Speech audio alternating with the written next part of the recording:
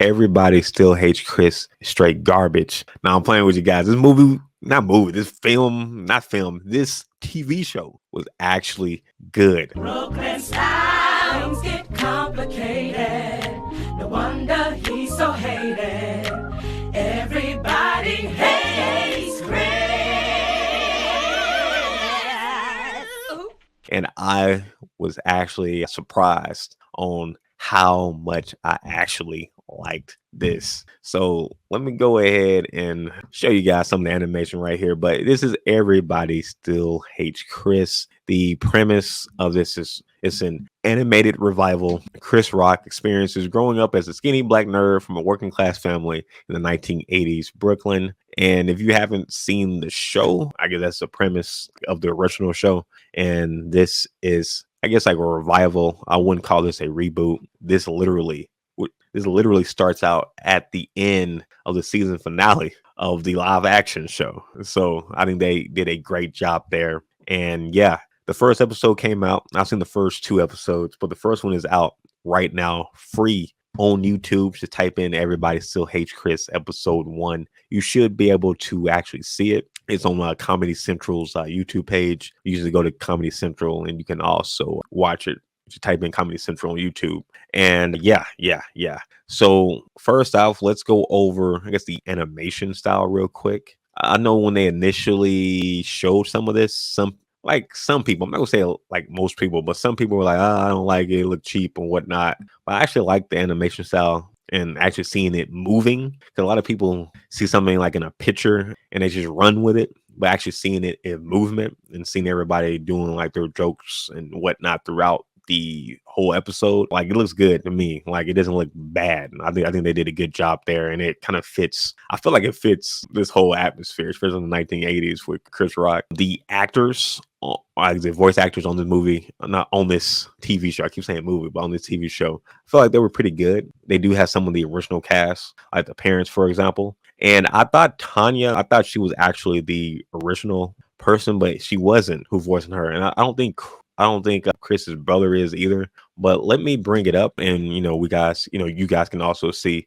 the cast. We got Drew. Oh wow, Drew is parent. Okay, like I feel like Drew sounded like that. The voice actor do actually sound like the actual live action people, except for maybe Chris Rock. Yeah, Tim Johnson, to me, he sound close, but he doesn't sound exactly like how Chris Rock's original person sounded during the live action. Close, but not exactly right there. But yeah, Drew is of course in, because these are the same actors, Rochelle. So yeah, they sounded the same. The narrator sounded the same because it was actually Chris Rock there. Yeah, Chris sounded a little off. Tanya, I'm surprised they actually had somebody else do Tanya. It sounded just like it. And yeah, Greg sounded just like Greg to me. I haven't seen the live action show in a minute, but it sounded pretty good there. So I did like that a lot. Now, the jokes on this, I felt like they felt good. I was laughing throughout a lot of the first and second episodes. And it's crazy, but because you don't really like see this a lot. But when they switch everything to animation, like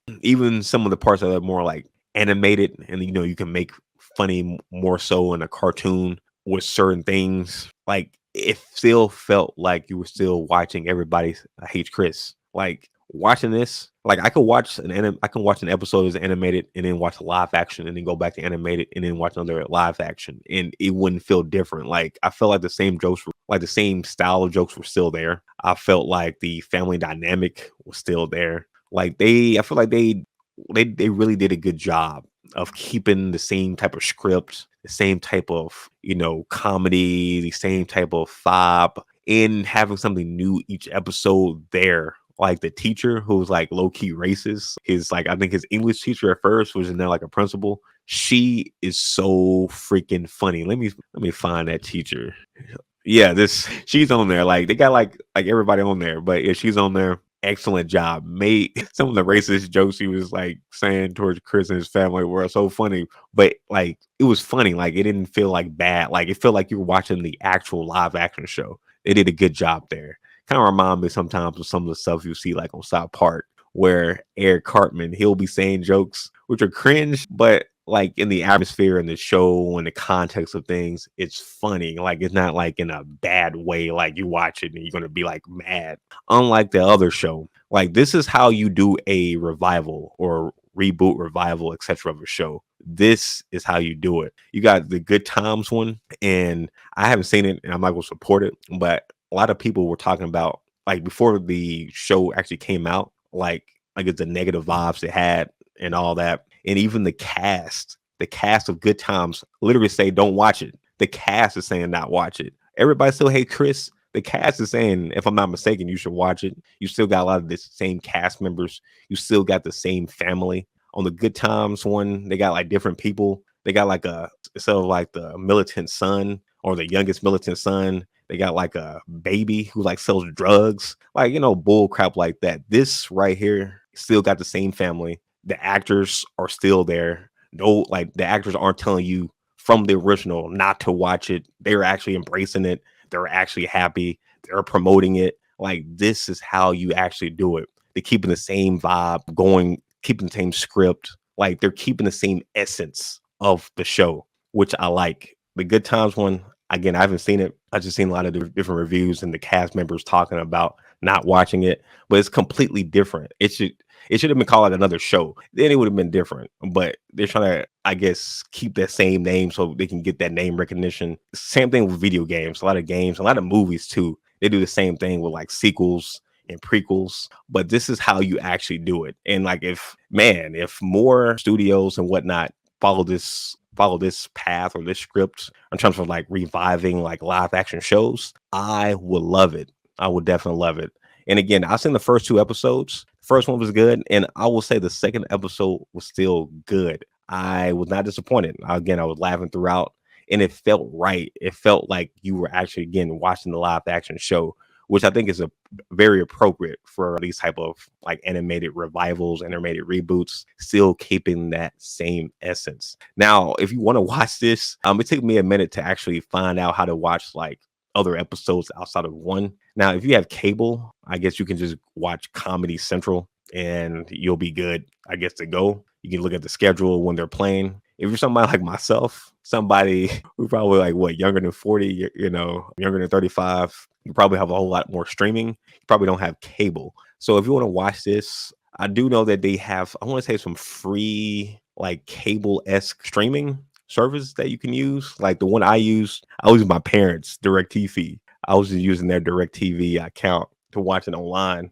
And then, through my phone, I can just cast it to the screen. So that's how I did it. So I could watch Comedy Central. But you will either, you can go that route, just going with your parents or get somebody with DirecTV. I believe you can also get the Comedy Central app. If I'm not mistaken, I could be wrong. In the comments, I'll maybe make some more notes on where else you can watch this. But yeah, I want to say there was some free.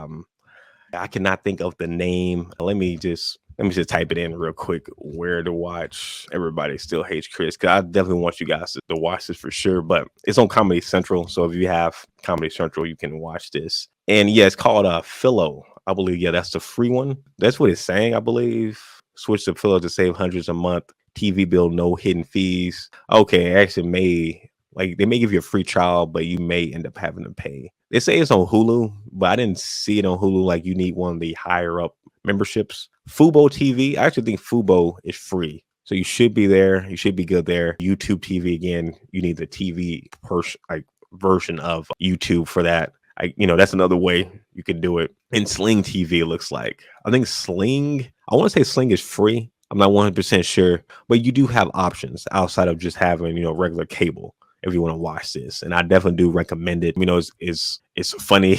It's a funny show. I just like the cast. And I didn't feel like none of the jokes felt out of place. Like everything's just fit to me. I'm watching this and I'm ready for episode 3.